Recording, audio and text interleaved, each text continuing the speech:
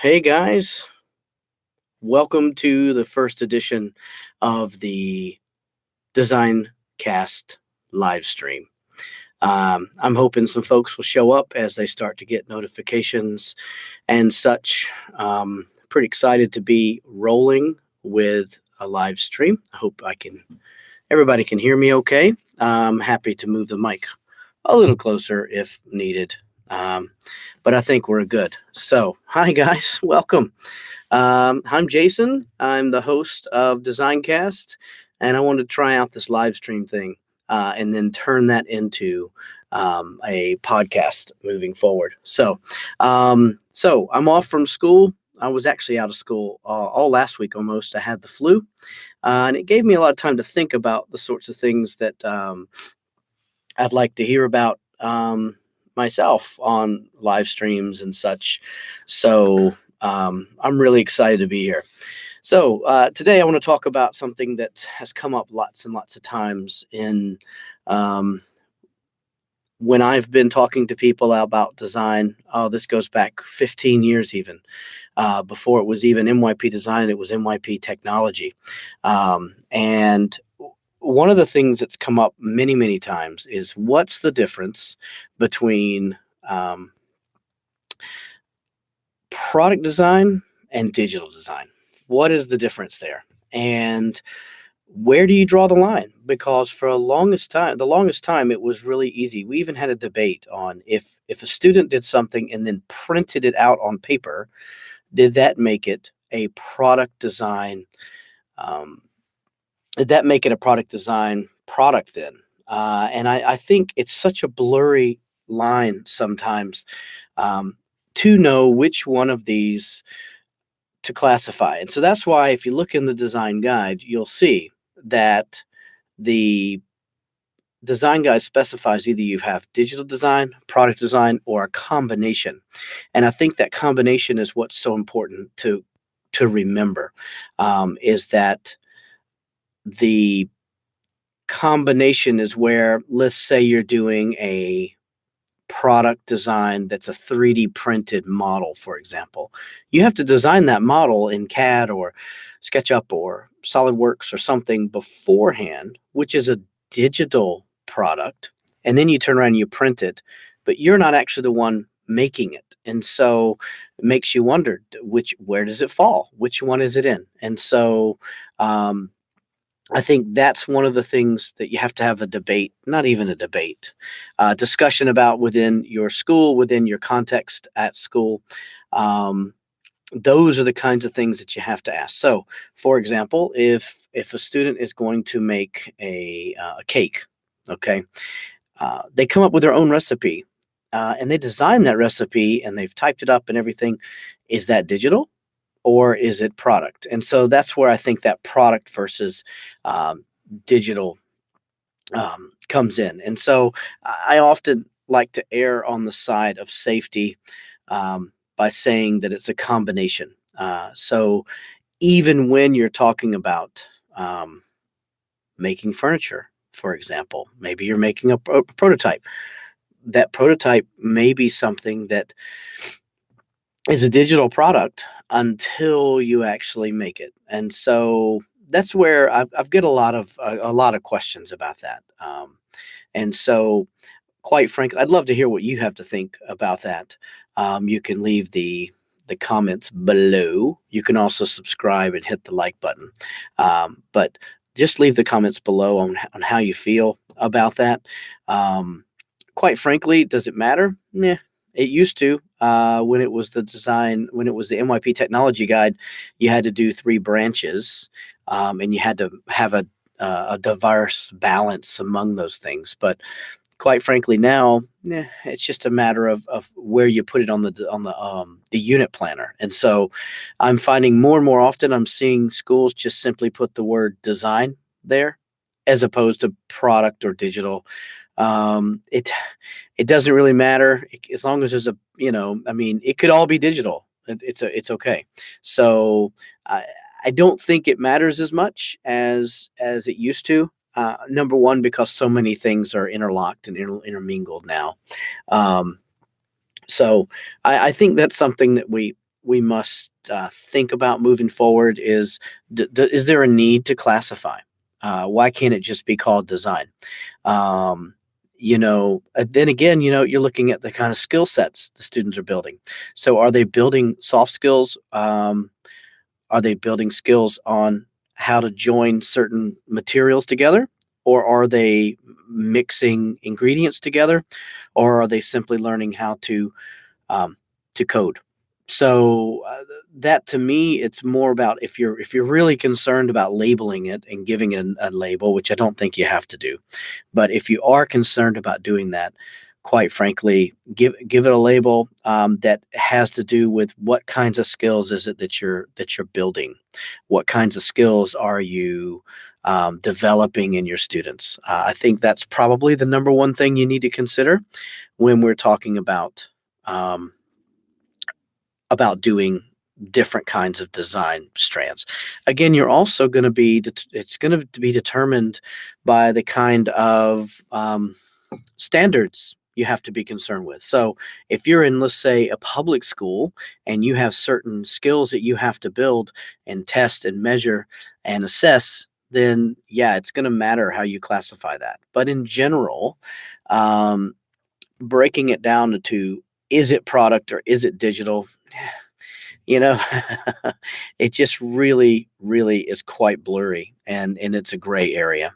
And again, I don't know how much it really matters. I think that when you're talking about digital versus product, it might be that whoever the teacher is decides they want to really focus on the hard skills of jewelry making versus another teacher who might want to really be focused on the more soft skills of um, joining the the drawing together in Tinkercad or something like that. So, and how those, the nuances of making sure things are connected and making sure things are working together.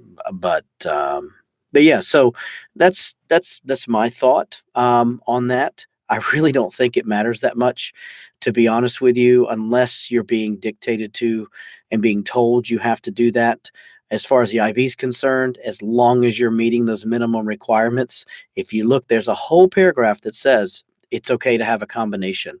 And quite frankly, as things move forward, um, in conversations I've had with people who are making decisions at the IB Global office, I guess you'd call it, um, they have pushed back when IB's when the design curriculum, the design subject guide for MYP is going to be reviewed. And the reason is they want to look at, okay, what are we doing? What's the viable next step? Where does where does STEM fit into this? Does it fit into this? Is it going to be called something else? So we've got several years. There's lots of educational research that's going to be done. Um, I'm sure that soon there'll be a call out for people to um, begin giving their input. So if you're really concerned about these sorts of things, which you all should be, then it's gonna be time to start asking the right questions. Keep in touch with your coordinators so that you can be part of that. Got some flyaway hair there. Sorry. So, also, I'd be interested to know if you like this format of the live stream. I know it's a weird time of day and all that, but it just happened to be a time when I can do it. It's really cold here in Korea. It's been snowing, so it's been really cold. The snow's not melting, and it's now icy, which is great. So much fun. Anyway, so that's sort of my spiel on the product versus digital debate. Um, Ultimately, it comes down to you having an understanding of what you think each is. If you even want to classify them, I'm even okay with in my own department of not giving it names, but actually just giving each unit a topic or a concept that we're going to be a context we're going to be working in. Because quite frankly, as the students progress through the MYP design, um, their skills should be developing to where they're deciding the kind of product that they want to make. And so I think moving forward, you have to think about that as well. In grade six, yeah, it should be really contrived. It should be really easy, in the sense that students should be using the skills they are starting to develop, um, and then solving really simple problems that affect them directly. And then the older they get, you get into year four and year five, or ninth and 10th grade, they should be picking. So if a student really wants to solve a problem using graphics design, no problem, do it.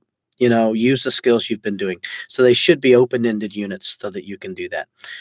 Um, so that's sort of my take on that. I'd love to hear your comments below, or you can contact me through the normal means, through the podcast.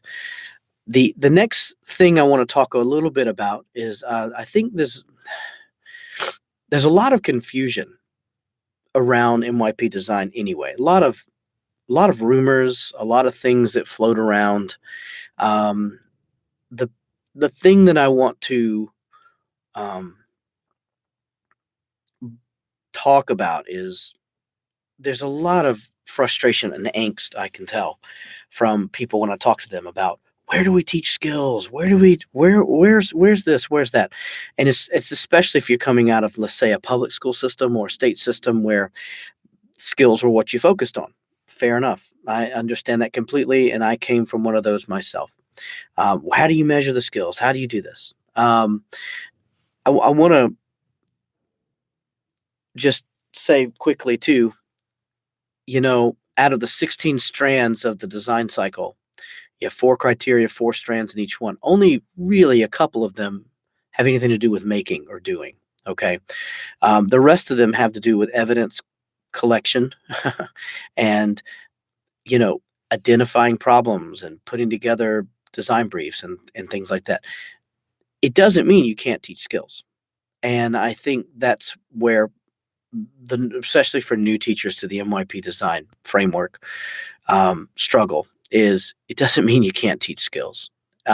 Inquiry-based education doesn't mean you stop teaching.